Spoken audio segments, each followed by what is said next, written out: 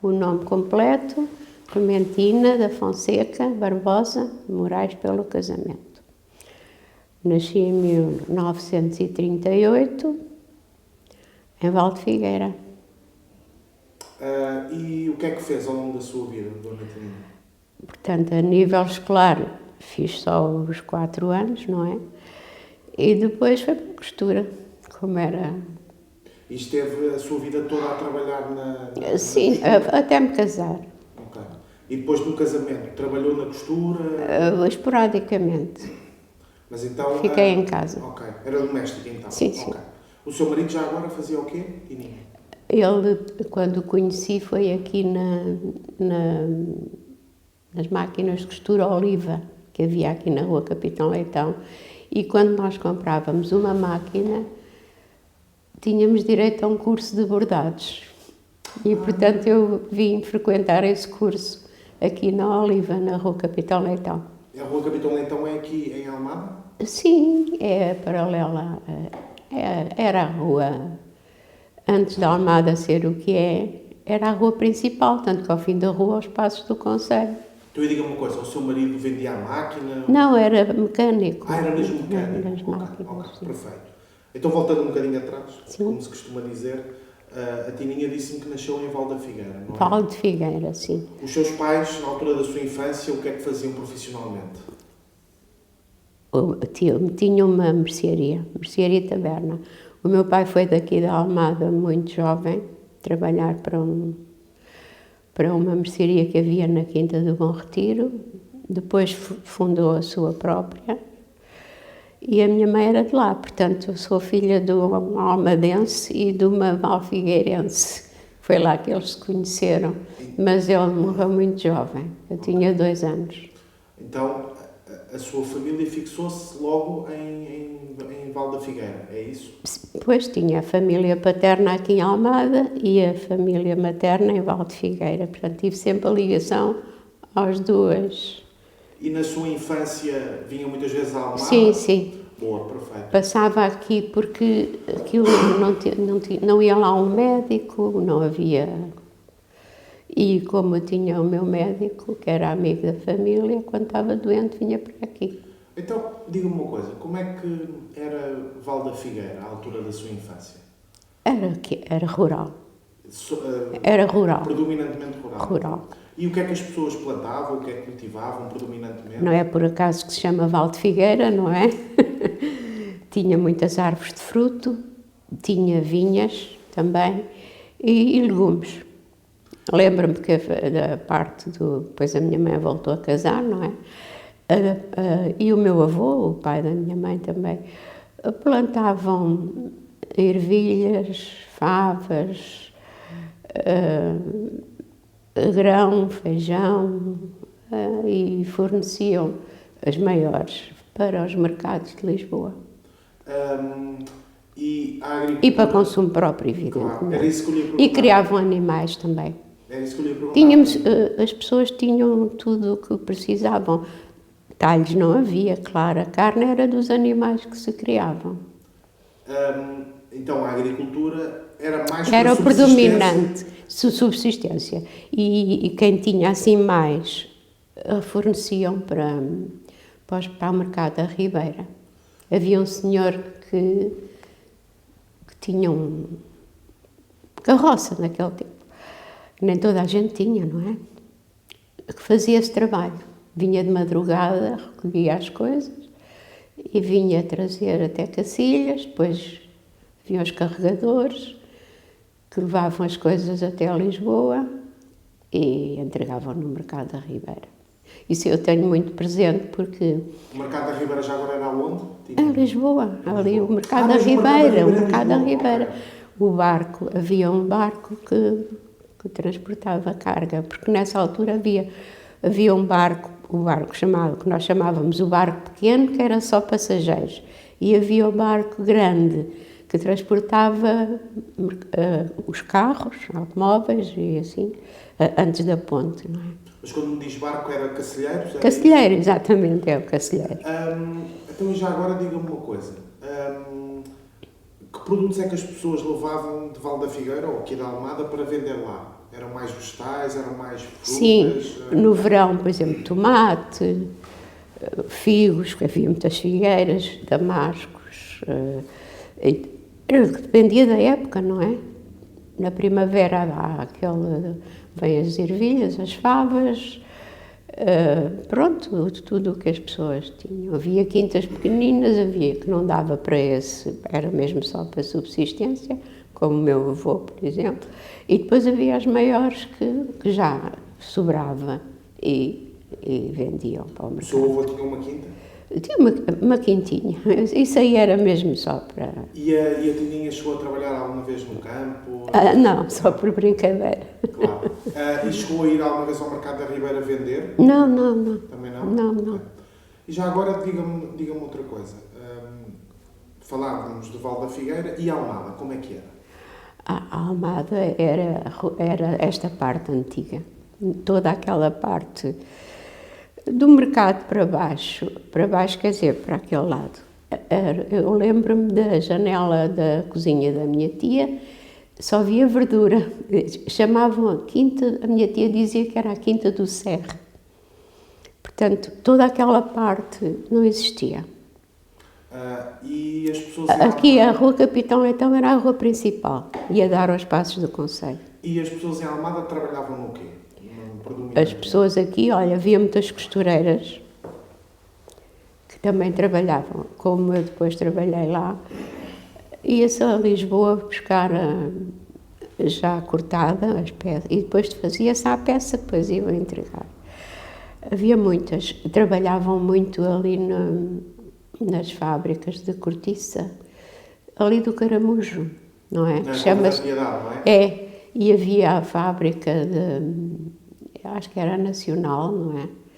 No Jardim da Piedade está lá uma estátua do senhor é António Gomes, não é? Aquele palacete que há lá e tudo aquilo era desse senhor, que tinha essa fábrica muito grande, que fazia massas, farinhas, essas coisas, trabalhavam muito lá. Ali, trabalhava-se muito ali em Cacilhas, no Parrisson, que já não existe, onde está aquele submarino e aquele... Havia ali uma coisa grande chamada, acho que eram ingleses, era Parrisson, as pessoas diziam Parrisson porque aquilo é o filho, mas não, as pessoas eram Parrisson ou Parrisson. Trabalhava-se muito aí. No Ginjal também havia aquelas... porque acho que descarregavam ali coisas que vinham do bacalhau. Eu lembro-me de tomar óleo de figa de bacalhau que o senhor me trazia de lá. E havia também a minha sogra trabalhava, engarrafavam vinhos. É toda aquela parte que está em ruínas, havia ali muitas coisas. Então, ou seja, as mulheres dedicavam-se à costura e os homens... E também... não, as mulheres trabalhavam muito nas fábricas de cortiça também, no Caramujo. Lá em Val de Figueira, onde eu morava, que era a chamada rua principal, vamos lá, começavam a passar pessoas ali às 6h30. As pessoas vinham a pé, da Charneca de Caparica, lá do fundo, até à Cova da Piedade. A pé? A pé, tudo a pé. Eram ranchos da minha janela, que eles passavam em baixo. Começavam ali às 6h30, até às 7h30. Alguns homens tinham uma bicicleta. Alguns. Muitas mulheres trabalhavam na cortiça, nas rolhas, faziam aquele trabalho. Como é que eram as condições de trabalho na indústria aqui eu não sei porque nunca trabalhei, mas era... ganhava-se muito pouco, claro, na altura. E os operários andavam calçados, andavam descalços? Sim, eu acho que quem vinha para as fábricas já vinham calçados, sim. No campo é que não. Lá no campo muita gente andava descalça, sim. E as fábricas? Como viu ali na fotografia as crianças, certo. No ano que eu entrei para a escola, que foi em... Ora, eu nasci em 38, entrei com 7 anos, 45. Só há ali umas 3 crianças calçadas, tudo descalço. E a pasta era uma sacola feita das sacas. Exato. Que as mães coziam e faziam uma alça. E E ainda voltando à indústria, portanto, indústria da cortiça, havia mais alguma outra indústria aqui? Pois ali na Cova da Piedade era a cortiça e era a fábrica nacional, acho que era. E depois havia aquelas pequenas coisas, Os pequenos... oficinas, Certo. carpinteiros, como aqui também havia as máquinas de costura, havia os pequenos comércios, essas coisas. Olha, e atividade piscatória, Tininha? Sim, na Fonte da Telha e Costa da Caparica, sim. Mas aí eram as pessoas que moravam mais nessas zonas. Por exemplo, Charneca de Caparica, que aquilo tem as praias lá embaixo, não é? Relativamente perto de Fonte da Telha. E os senhores vinham, traziam o peixe, lá de Valfigueira, pessoas. Havia 2 senhores que se dedicavam, iam à Fonte da Telha comprar o peixe aos pescadores e depois traziam e andavam pelas portas. Olha, e que espécies de peixe é que... Era muito bom. Mas que espécies? Ou seja, robalos, douradas? Não, carapaus, sardinhas, chicharro, pargos, umas lulas, às vezes ainda mexiam, havia fresquíssimo, porque eles iam de madrugada e depois faziam aquilo tudo a pé. Tinham assim um varal, não é? Com uma cesta em cada ponta e traziam ao ombro. E subiam da praia até cá acima, que aquilo era, e depois vinham a pé, assim, quase em passo. E chegavam ali de manhã e andavam pelas portas a vender o peixe. Tínhamos peixe muito fresco, muito e orgânico, bom. Não é? Porque não levava com nada que leva hoje em dia. Não, nem gelo. Exatamente. Eles iam para lá de madrugada, quando os pescadores chegavam à praia com as redes e traziam o peixe fresco. Já agora, como é que era, nos tempos da sua infância, como é que era a dieta alimentar nessa altura? O que é que se comia? Comia-se as coisas da época, que era muito bom. Sopa? Sim, sopa, claro. Presumo com muito peixe também? Pois, quem podia comprar, que era tudo muito pobre naquele tempo. E quem não podia comprar o peixe, o que é que normalmente comia? Comia se calhar as batatas sem nada. Ou comprava muito pouco. Certo. E a carne era só nos dias de festa, matava-se a galinha, matava-se o coelho.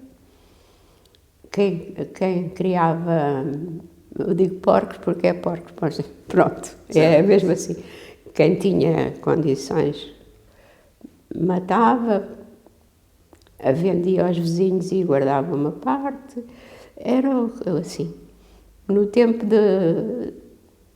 das ervilhas e das favas era quase todos os dias, de várias maneiras. Tínhamos os ovos das galinhas, havia a merceariazinha, que tinha um chouricinho, bacalhau, nessa altura gastava-se muito bacalhau. Como digo...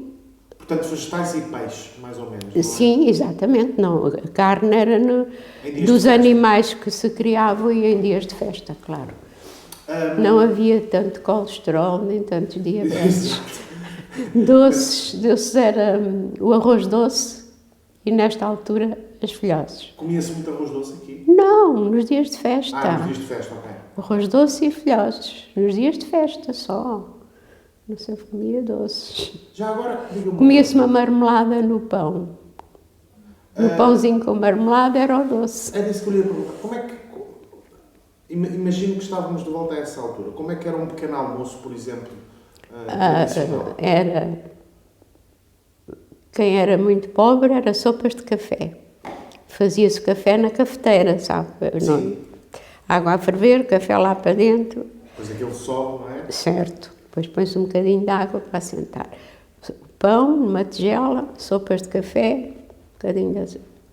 Quem podia ia comprar leite às pessoas que tinham a vaquinha. Ia-se comprar o leite, fervia-se o leite, não havia pasteurização, claro. Era ali na cafeteira, fervia-se e já misturava leite, mas nem todas as pessoas podiam comprar.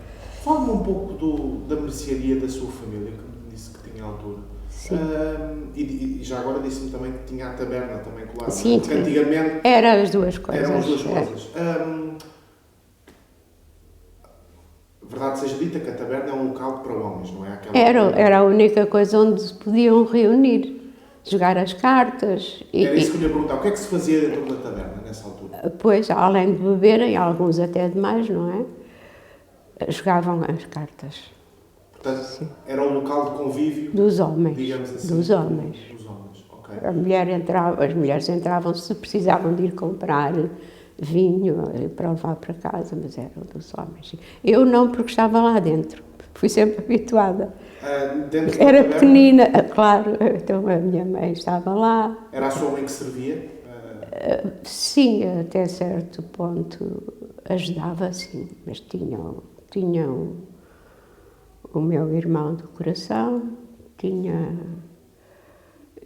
Depois, mais tarde já tinha um empregado, mas ela, assim, ficou com o estabelecimento quando o meu pai faleceu e estava ao balcão, sim. Aquilo tinha comunicação, a pessoa estava... mais tarde foram obrigados a fechar essa comunicação e passou a haver horários, que antigamente não havia horários. Qual é que era a importância de uma mercearia nessas? Era muita. Era o sítio onde as pessoas também... Também se reuniam? Sim, conversava-se, as pessoas iam buscar tudo o que precisavam.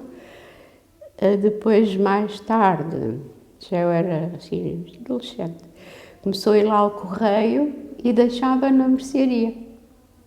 As pessoas depois iam perguntar se tinham correio, como às vezes se vê nas reportagens, nos filmes antigos. Tinha telefone já, a mercearia? Não, nessa quinta do Bom Retiro, que era da família do Vasco Morgado, tinha um telefone daqueles presos à parede, que se vê naqueles filmes antigos. Era o único que existia. Então, em termos de comunicação, era só o correio, para as pessoas... Mas isso foi já... Como lhe digo, eu era para aí adolescente, quando o correio começou a deixar as coisas na... Olha, e rádio? Tinha ou não? Tive o primeiro rádio que houve lá os primeiros. Não tinha eletricidade, era ligado a uma bateria como essas que havia dos carros. Havia assim uns ganchinhos que se ligava à bateria e depois as pessoas deslocavam-se para ouvir à noite. Aí juntavam-se muitas pessoas para fados, naquele tempo em que a Amália Rodrigues apareceu com toda a força, não é? E as pessoas sabiam os dias em que havia aquelas coisas que lhes interessavam, iam muito ouvir o rádio. E era ligado a uma bateria dessas dos carros. Quando a bateria descarregava, acho que vinham à Cova da Piedade para carregar a bateria. Era dessas, foi assim.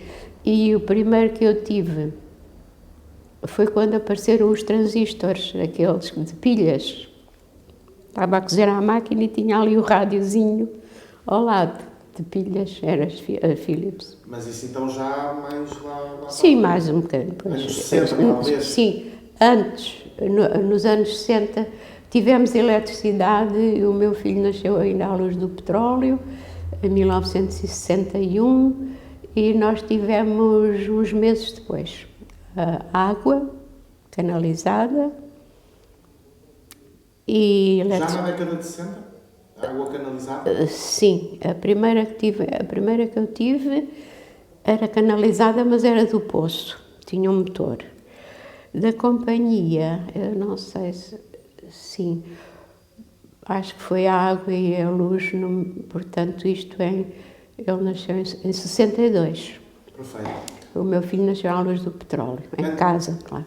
Antes de passarmos à costura, que eu queria ver isso um bocadinho consigo, ainda tinha duas perguntas para perguntar. A primeira é, a dona Teninha lembra-se das senhas de racionamento à altura da Segunda Guerra Mundial? Muito bem, era criança, era muito complicado. Eu lembro-me que era pequenina, porque eu nasci em 38, foi quando começou a guerra, não é? E depois prolongou-se o racionamento. Era um drama. Lembra-se das filas, por exemplo? Porque na mercearia tinham aqueles... as senhas, acho que era por cada pessoa da família, não é? Depois tinham direito a uma tanta quantidade, mas aquilo era muito pouco. Oh, era muito mau. Lembra-se de algum tipo de revolta aqui na zona? Por causa Lá não, porque aquilo era tudo... Era mais isolado, não é? Era muito... Naquele tempo vir a Almada era assim já uma coisa... Em grande. Não havia transportes, Claro. nem todo. Como lhe digo, bicicletas alguns homens tinham. Depois as coisas começaram a... Depois apareceram as motoretas e depois apareceu um carro, depois outro, mas muito... Certo. Isso foi. Sim, a parte do racionamento, eu lembro-me as pessoas às vezes já tinham esgotado o que lhes competia e não tinham, era um tanto de pão, bem, o pão não éramos Síria que vendia. Havia um senhor lá na Quinta do Bom Retiro que tinha uma padaria. Essa quinta, como está ali naquele documento, tinha tudo, aquilo era tipo Monte Alentejano.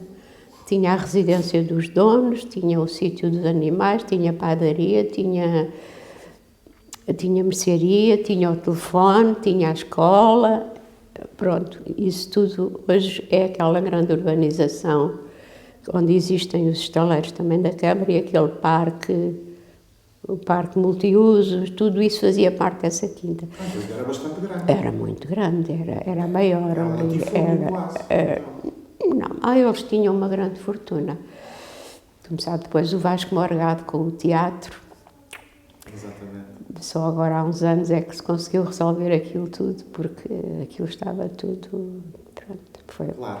Ele apaixonou-se pelo teatro. Eu conheci o Vasco Morgado lá. Então já lá vamos, ao Vasco Morgado. Ainda lhe queria perguntar uma outra coisa que era festas, bailaricos... Bailaricos. Era a única... Quem é que os organizava, Dini? Havia ali em Valdefigueira... Era a igreja? Era um grupo? Não, ali não havia igreja em Valdefigueira. A igreja foi depois. A igreja só havia na Sobreda. Não havia igreja, não se praticava muito. E havia na Charneca outra quinta que era da família do Vasco Morgado, que é a Quinta do Monserrate, que era uma espécie de palacete que embaixo tinha uma capela.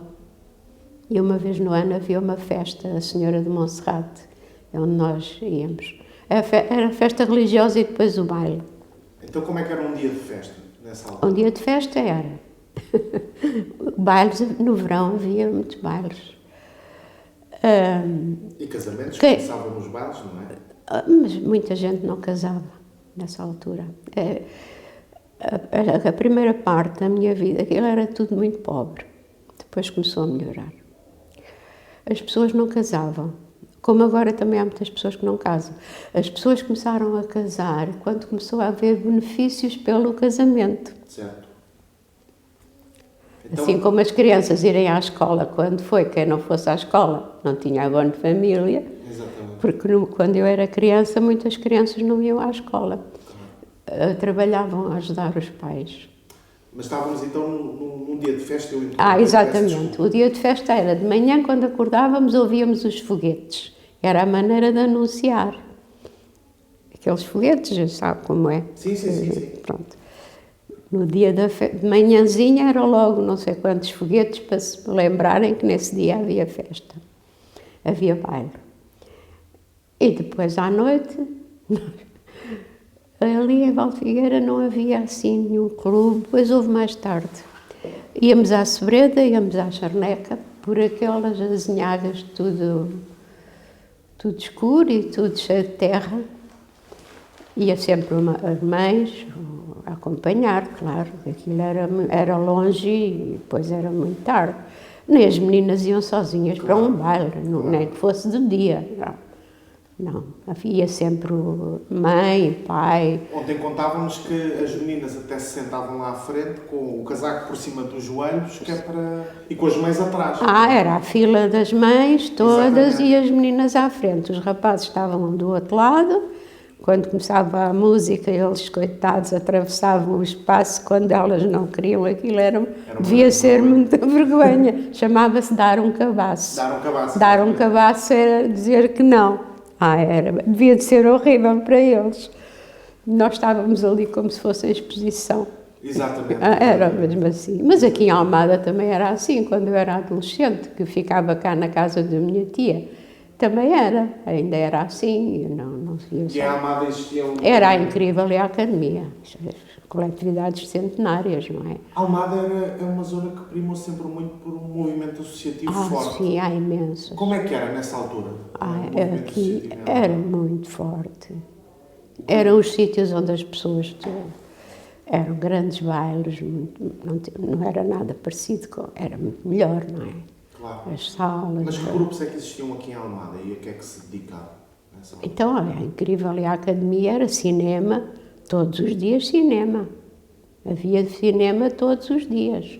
Tinham grupos de teatro, faziam as festas, várias festas, aquelas célebres festas dos vestidos de chita, que as senhoras tinham uma imaginação, as modistas, que com a chita, que era o tecido mais barato, faziam fatos bonitos, como se fosse cerimónia. Havia esses concursos. A rainha do vestido de chita. Sim, era muito bonito. Havia a pinhata, sabe? A pinhata é aquilo, acho que é a seguir... Eu agora não me lembro os bailes da pinhata, não sei se é a seguir ao carnaval, em que há uma estrutura com umas fitinhas, mas só uma fita é que abre, depois as pessoas tinham assim um pauzinho, não é? Andavam ali a dançar, aquilo tinha uma argolinha, passava-se ali por baixo, havia só uma é que abria, quando abria caíam muitos papelinhos e o par ganhava um prémio. Faziam muitos bailes, muito bom. Carnaval, por exemplo, eram 4 noites seguidas bailes, mas aqui era diferente, era melhor. Até eles tinham bibliotecas, então são 100 e tal anos, a banda de música, a escola de música, à noite era onde as pessoas também se juntavam, os sócios, eram estas coisas. Claro, decaíram muito porque as pessoas começaram a ter tudo em casa, não? Claro. Veio a televisão. Então, olha, mas ainda hoje são grandes coletividades. Sim. Exato. Agora tem ginástica, tem dança, tem judo, tem muitas coisas, teatro. Mas já não é nada o que era. Nessa altura, como é que o regime também lidava com tantas associações? Acho que lidava mal. Pois. Pelo que eu tenho ouvido... O que é que ouviu? Censurava, porque eles tinham biblioteca, tinham livros que não eram bem vistos e de vez em quando acho que os apreendiam. As pessoas não, isto aqui foi sempre muito democrático. Certo, era isso que eu ia... Porque havia muito operariado. Sim. Tudo aqui à volta, todas as indústrias, como falámos, havia muito operariado. Homens e mulheres, as costureiras era diferente, trabalhavam em casa. E então, pronto, há aqui aquela associação dos socorros mútuos 1º de dezembro, onde eu sou sócia, que fez agora, acho que foi 140 anos, onde os corticeiros, lá viu a força que eles tinham, que eram muitos, formaram essa associação porque não havia previdência, nem segurança social. Nem sindicatos? Não, mas era para apoiar na doença. Certo. As pessoas pagavam uma cota e quando alguém estava doente, um sócio, tinha direito acho que até chegaram a ter consultas e tudo. Hoje é um centro de convívio, eu sou sócia, tenho um grupo coral, mas naquele tempo dava assistência na doença, na morte, no funeral. Por exemplo, lá em Val de Figueira, as pessoas, a maioria eram todas muito pobres. Nós também não é, quem tinha uma mercearia também era pobre, mas pelo menos comia. Mas também não tinha uns sapatos só e pronto. Não vivia desafogadamente, mas já era melhor. Portanto, que eu andava calçada e muitas crianças andavam descalças e eu não tinha uma sacola de pano. Tinha uma pastinha, uma malinha que havia. Mas era tudo muito pobre, mas nós estávamos a falar da Providência, depois não havia nada. E então, eles juntaram-se, não conhece a associação, é aqui na Rua Capitão Leitão, tem lá as fotografias daqueles senhores antigos que fundaram. Diga-me só o nome da associação? Associação de Socorros Mútuos, 1º de dezembro. É mais que centenária, é centenária, passa de 100 anos. Fez agora em novembro, até está engalanada ainda. tinham apoio na doença, mas depois eu ia-lhe dizer, apesar disso, a propósito disso, por exemplo, lá em Valde Figueira, e aqui se calhar também, não sei, quando alguém falecia, não tinham dinheiro para o funeral, andavam a pedir. Os vizinhos, os amigos, com um saquinho, era uma tristeza. Cada um dava um bocadinho para poderem pagar o caixão. Pelo que me estava a dizer, então, a classe operária aqui em Almada era Muito consciente. Forte, sim, foi sempre. E politicamente consciente. Politicamente, de uma coisa, porque era a oposição àquilo que os... Exatamente. Então, olha, Dona Tininha, entrando agora na costura, que foi a sua atividade profissional predominante, digamos assim, como é que aprendeu a costurar? Porque, por exemplo, nós saíamos da escola, não é? Quem fazia só a terceira classe, 9, 10 anos, chamava-se, íamos para a costura. Havia uma vizinha, uma amiga, uma pessoa que já tinha máquina, já íamos aprender. Primeiro começávamos, chamava num banquinho baixinho, a cortar as pontas, a fazer aqueles trabalhinhos de mão.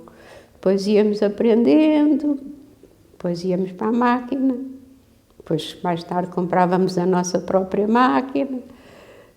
Chegou a comprar a sua própria Sim, máquina? por isso vim depois para aqui, para a Almada, aprender a bordar.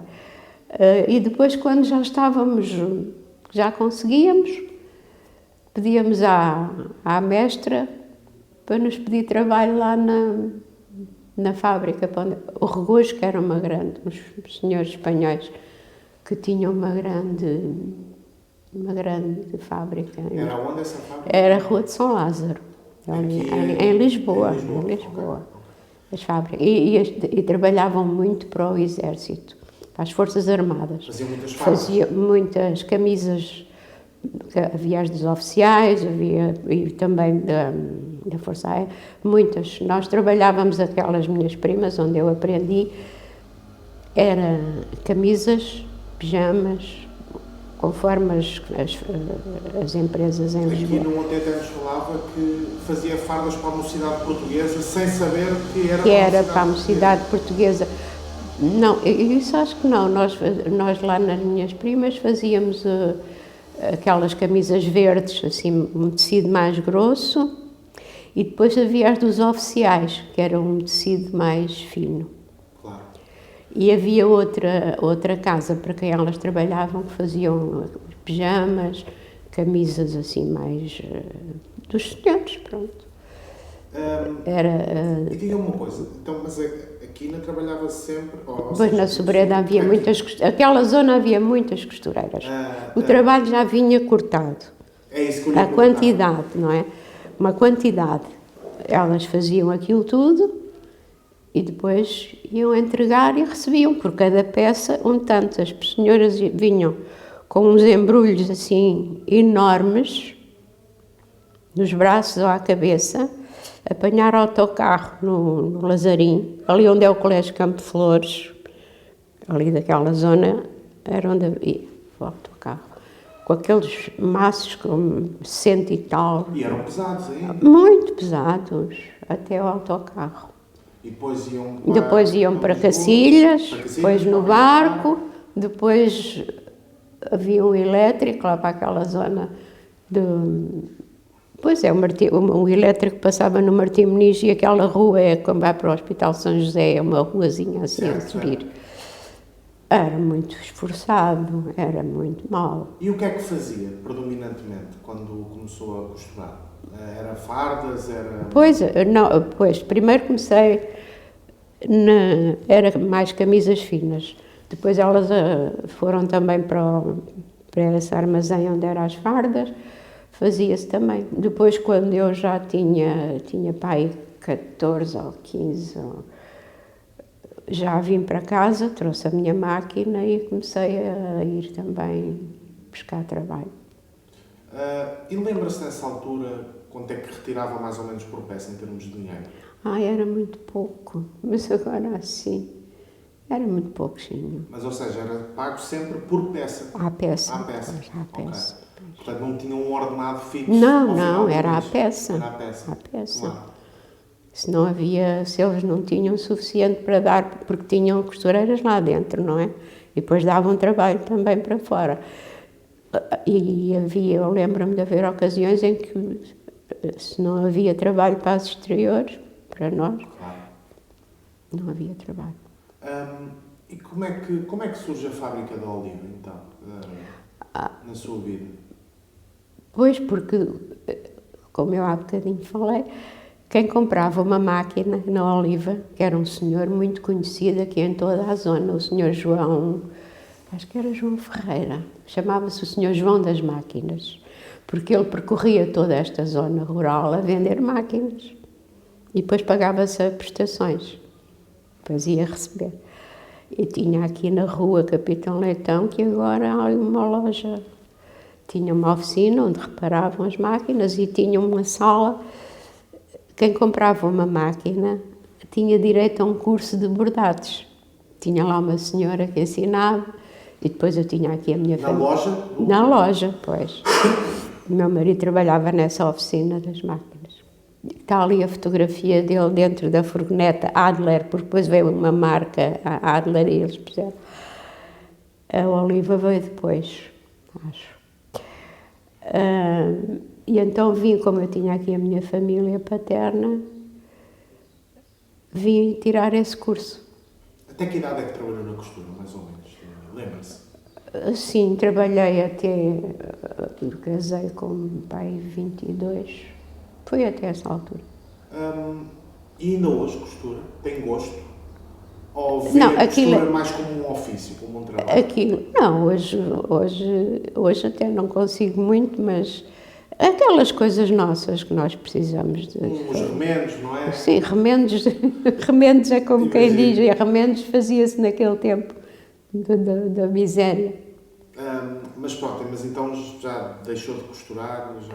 Não, para trabalhar, ainda costurei durante um ano, quando tinha para aí 26, o meu marido pensou em ir para a França, e durante esse ano eu ainda fui trabalhar para a casa de uma prima dessas, que ainda hoje está viva. As pessoas, já agora falou-me em França, as pessoas imigravam muito? Sim, isso foi depois quando veio aquela grande boom da imigração, não é? Mas em Val da Figueira, existiam muitas pessoas que imigravam? Como é que imigravam? Assalto? Sim, claro. Iam sempre assalto. E aqui em Almada também? Aqui, acho que... Aqui não sei. Aqui, pois, esse boom da imigração foi ali pelos anos 60, não foi? Sim, sim. Depois foi a guerra colonial e tinha lá um vizinho que tinha um filho que ele foi num comboio por baixo das pernas dos outros, escondido no comboio, para não irem para a tropa, por causa da guerra. Certo. No comboio para a França? Sim, sim. O Sudex Express. Eles iam para a Espanha, era horrível. Certo. Outros foram a pé e por serras e horrível. E chegavam lá em estado miserável. E as condições iam para aqueles bairros que nós vimos agora, o Bidonville. E eles depois construíram toda a cidade de Paris, exatamente, não é? Pois. Exatamente. Muitos portugueses, sim. De lá, lembro-me de um vizinho, esse foi assalto. Esse rapaz, que era um jovenzinho, lembro-me deles contarem que ele foi escondido no meio dos outros, lá conseguiu. E, sim, vários para a Alemanha e França. Os vizinhos portugueses. Foi a Alemanha e França. Falava-me há pouco da Guerra Colonial. O seu marido chegou a ir à Guerra Colonial? Não, foi mais. O meu filho nasceu em 60, quando foi o 25 de Abril, ele ainda não tinha para aí 13, andava no ensino, o que se chamava preparatório, foi em 75. Não chegou. O meu marido já tinha, até porque o meu marido também, como tinha tido a poliomielite em criança, não havia vacina, não é? Tinha um problema, nunca foi à tropa. Mas também já tinha passado a idade. Era um problema que afetava muito aqui a zona da Almada e do Val da Figueira. Ou seja, como é que as pessoas sentiam a guerra colonial, mesmo sendo em África, aqui, em Portugal? Que espectro é que pairava na cabeça das Era pessoas? muito, as famílias era muito mal. Morriam outros. Lá em Val da Figueira, Sim, sim. Houve uma. Depois lá em Val de Figueira, quando apareceu aquela fábrica da Cerâmica do Sul, que era do Vasco Morgado, era nessa quinta, onde a Câmara agora tem aqueles estaleiros. Veio muita gente do Alentejo, imensa. Muitas pessoas vieram do Alentejo e por esta razão. Porque eles nos fornos queimavam o que fica da azeitona depois do azeite, o bagaço. Nos fornos queimavam isso. E então iam ao Alentejo buscar. E começaram a vir pessoas, primeiro vinham os homens, depois vinham as mulheres, depois...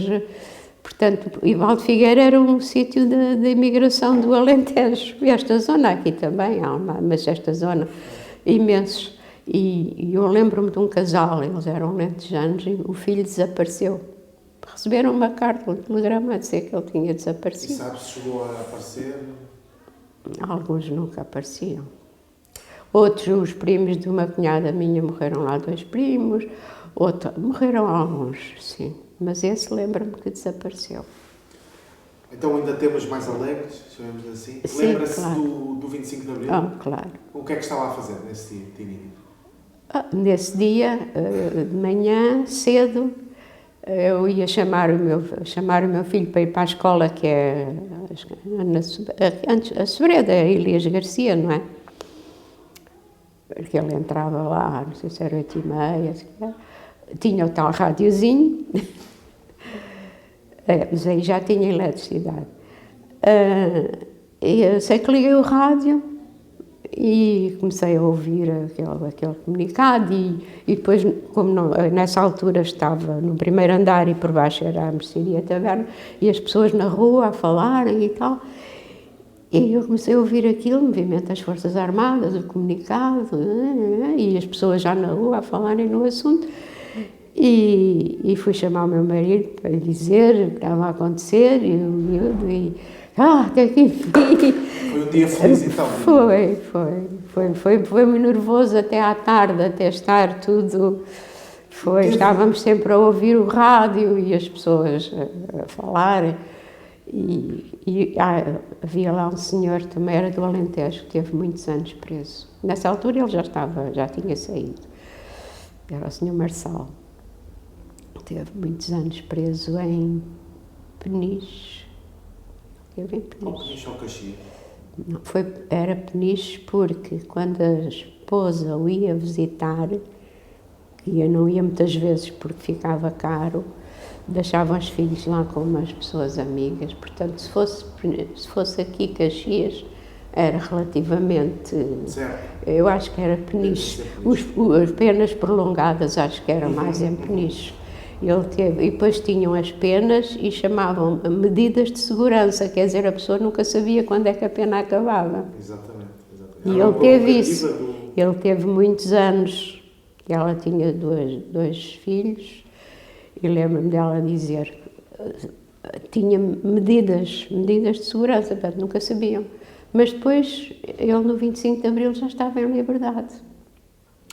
E as pessoas aperceberam-se logo de que tipo de movimentação militar é que era aquela, ou ainda se estranhou um bocadinho aquilo primeiro, para se perceber quais é que eram os objetivos de fundo? Ou seja, percebeu-se... Bem, eu acho que naquele dia o que interessou foi que acabou. Exatamente. Depois Perfeito. foi-se perceber. Houve algum tipo de movimentação logo nesses dias, logo a seguir ao 25 de Abril? Por exemplo, o 1º de Maio de 74, lembra-se? Houve pessoas que foram a Lisboa ver, que era muito bonito, muitas flores, muita gente, muita alegria.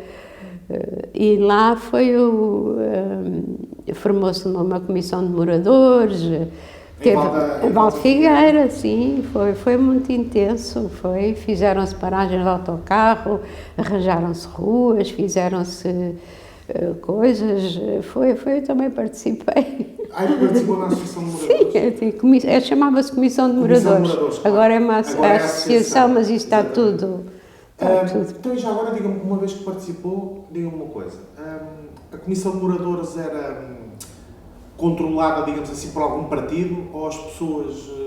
Eu acho que quando foi assim um bocado espontâneo, mas depois, claro, o único partido que estava organizado era o Partido Comunista. E tentou, de certa forma, então, controlar... Não tentou, foi natural. Certo. Foi natural. E Foi mesmo. Quais é que foram as principais conquistas Foi isso, olha, mais autocarros, construir os abrigos para as pessoas estarem ali abrigadas. As próprias pessoas é que construíam, arranjar caminhos, fazer coisas, pintar a escola, caiar a escola, fazer umas festinhas. As pessoas estavam a fazer a democracia pelos seus próprios sim, mãos, sim, nas ruas, naquela, sim, claro, pois, foi isso. E não só a democracia, mas como também as próprias infraestruturas locais. Sim, construíam com as próprias mãos. As senhoras diziam, vamos caiar a escola. Exatamente. Ia-se caiar a escola. Ainda era lá na Quinta do Bom Retiro, aquela escolinha que chovia lá dentro e aquilo tudo. Claro, depois começou a haver para se fazer a escola, pronto, foi... Não, a escola já era onde é agora, porque depois já tinha construído só uma sala. Ainda era... as classes todas, mas depois começou a haver muita, com aquele boom das pessoas que vinham do Alentejo e assim, começaram a haver muitas crianças e depois já não dava, teve que se fazer outra sala, mas a Comissão de Moradores foi bom, fez muitas coisas e havia sempre quem não gostasse, não é? Depois chegou-se a ter um sítiozinho onde se dava injeções e assim. Foi bom a fazer umas festinhas, uns bailaricos, umas coisas, mas foi claro, e depois a interligação com a Câmara, depois entretanto houve, mais tarde, agora não sei o ano, mas está ali, porque antigamente tudo era Monte Caparica, toda aquela zona pertencia à freguesia do Monte Caparica, que é uma zona enorme, não é? Até ao mar, Charneca e tudo. Depois começaram-se a formar as juntas de freguesia e foi assim ali uns anos. Já agora deixa-me perguntar uma coisa, lembra-se do 25 de abril de 1975, nas primeiras eleições livres? Claro, então, pois, foi toda a gente...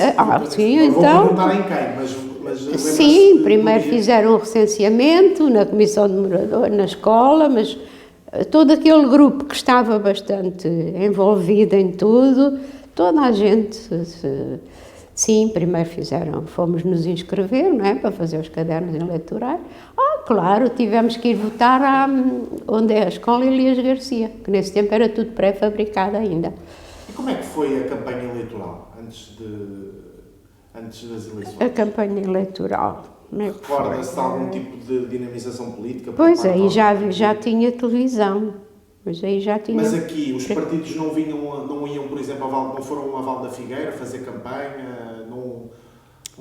Aqui, quer dizer, eu nessa altura já era casada, não é? Já não vinha passar aqui tempos como quando era jovem, já tinha o meu filho com 12, 13 anos. Lá, as primeiras, não me lembro de ninguém lá. Aquilo no início, em Val de Figueira ainda estava um bocado, embora já estivesse mais, mas não me lembro de partidos irem lá fazer campanha. Perfeito. Talvez tivesse, mas essa parte não tenho memória de ver assim campanha.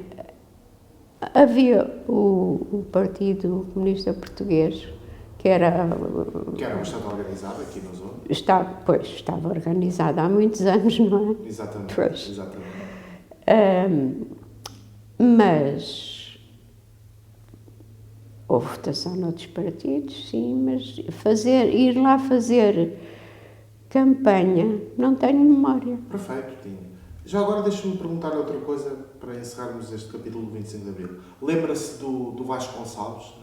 Então, pois, com certeza. Assistiu ao discurso de Almada aqui do Vasconcelos? Sim, sim, pela televisão. Pela televisão? Pela televisão. Ok. Porque foi aqui em Almada, Sim, num pavilhão gimnodesportivo de uma escola... Sim, ali numa das escolas, no António da Costa ou na outra escola. Eu penso que seja essa a primeira. António da Costa, não é? Mas que memórias é que tem dele? Era aquela euforia, era uma personalidade muito marcante, muito entusiasta, muito...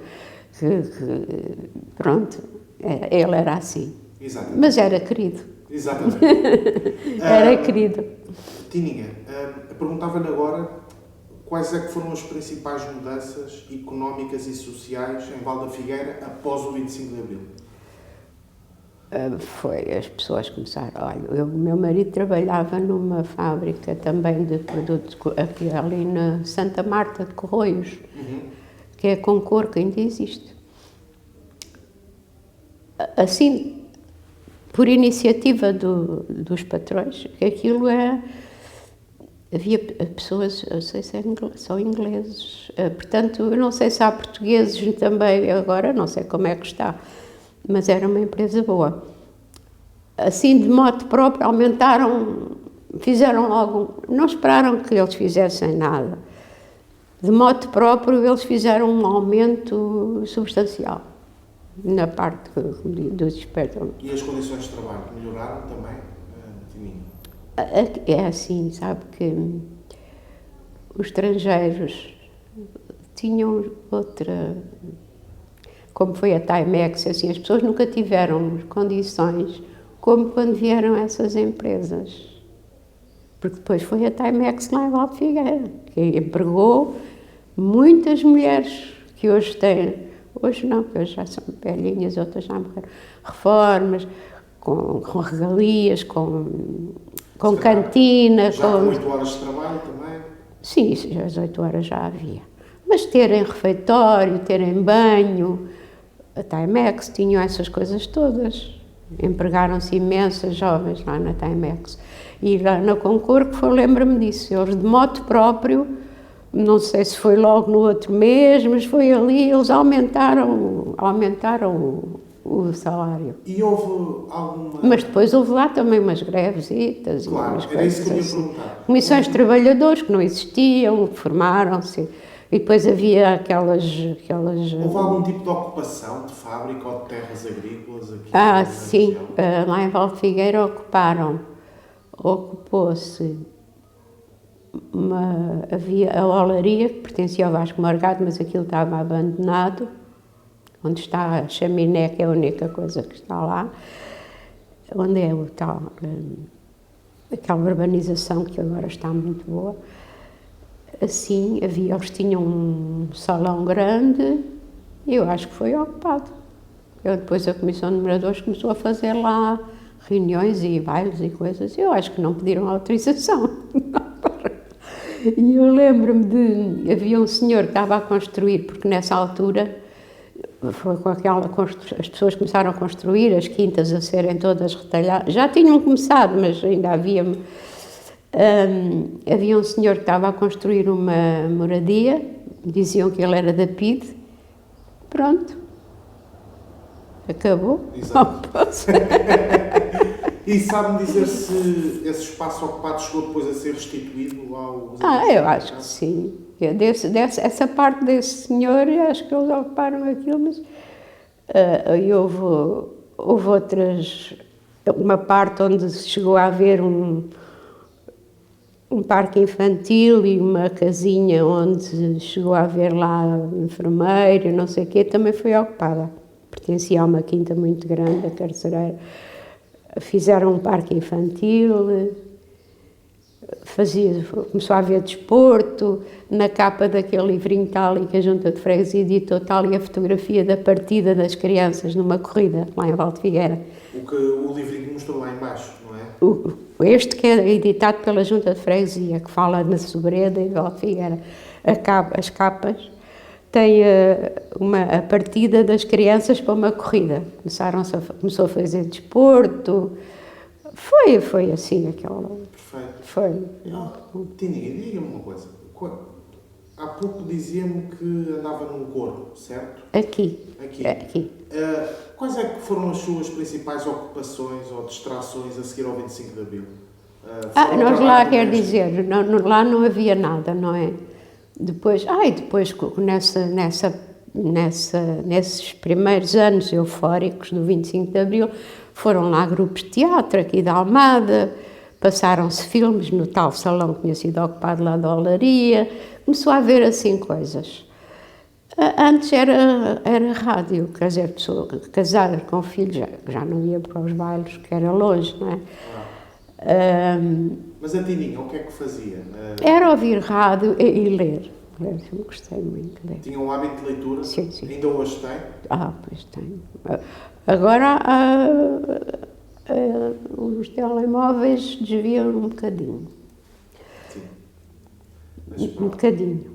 Mas por isso é que eu estou aflita, que tenho lá tantos livros em Valfigueira. E aqui, que é um T1, ainda ontem lá fui à procura do tal livrinho tirado deste trabalho.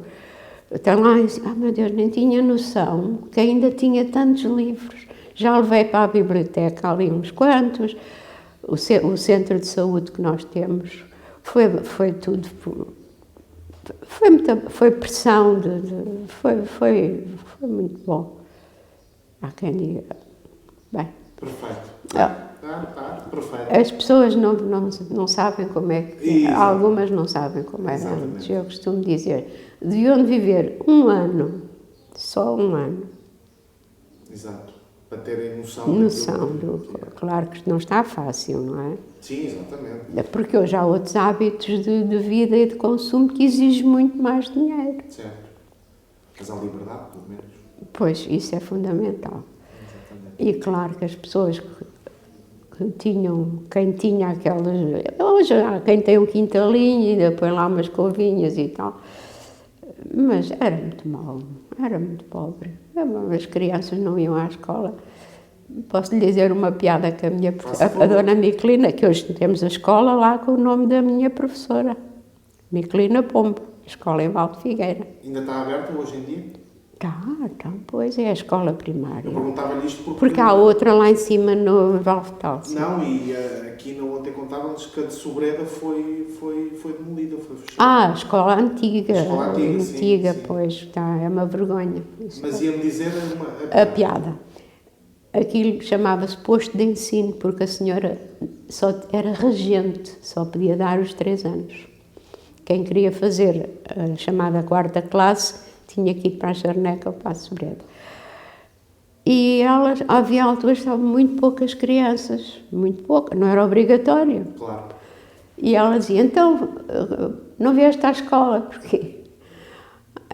Chamava, minha senhora, fiquei a apanhar erva para os coelhos.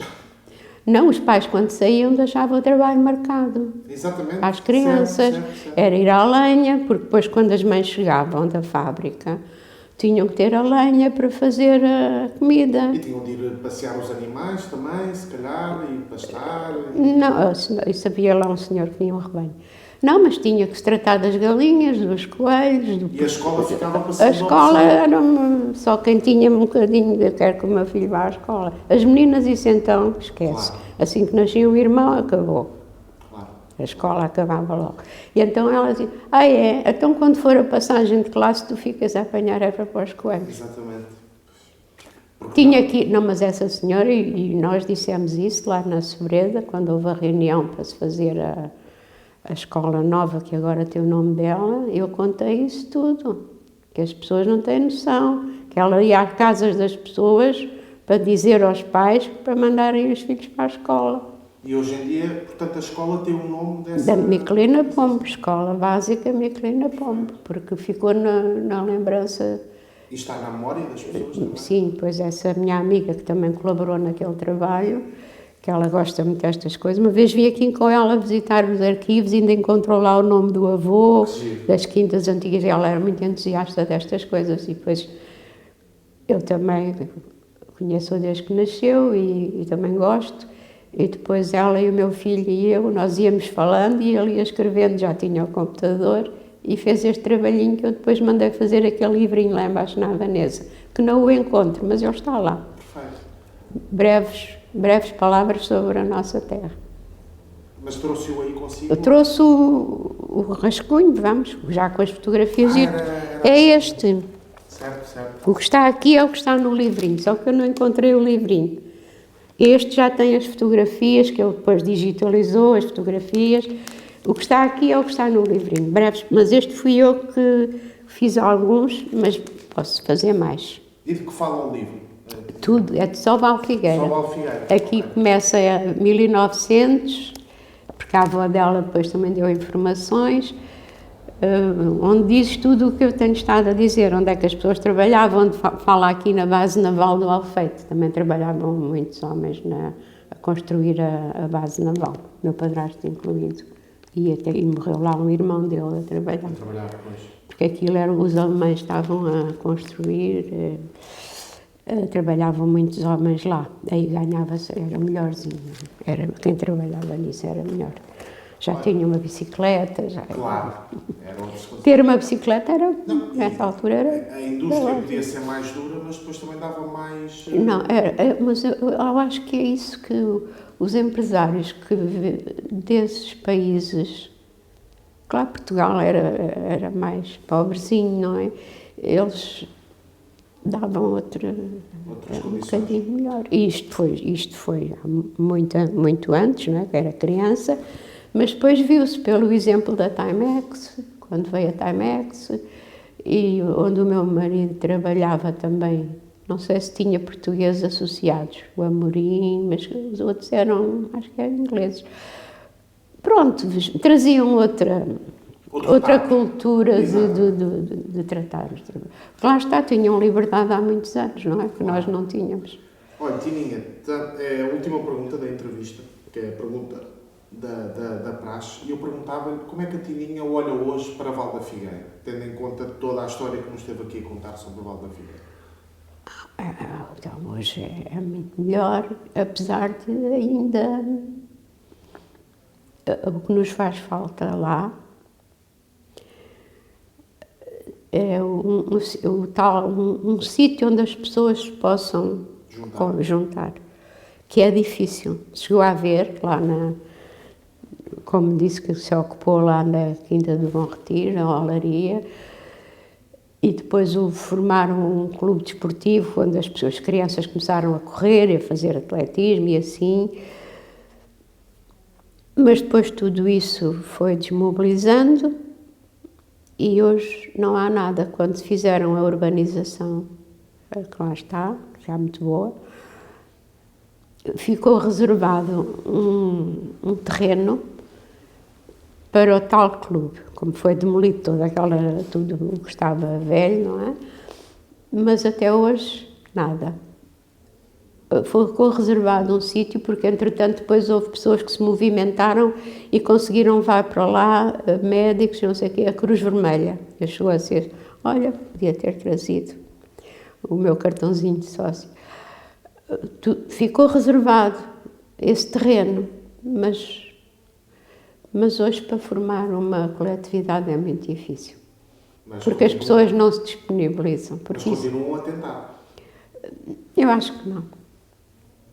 Porque enquanto não existir um espaço, mas é muito difícil. Porque hoje a maioria, toda a população que vive nessa urbanização são pessoas que vieram de longe. Algumas de filhos de lá ou netos. Porque pessoas nascidas em Val de Figueira, que seja família de lá, são muito poucas.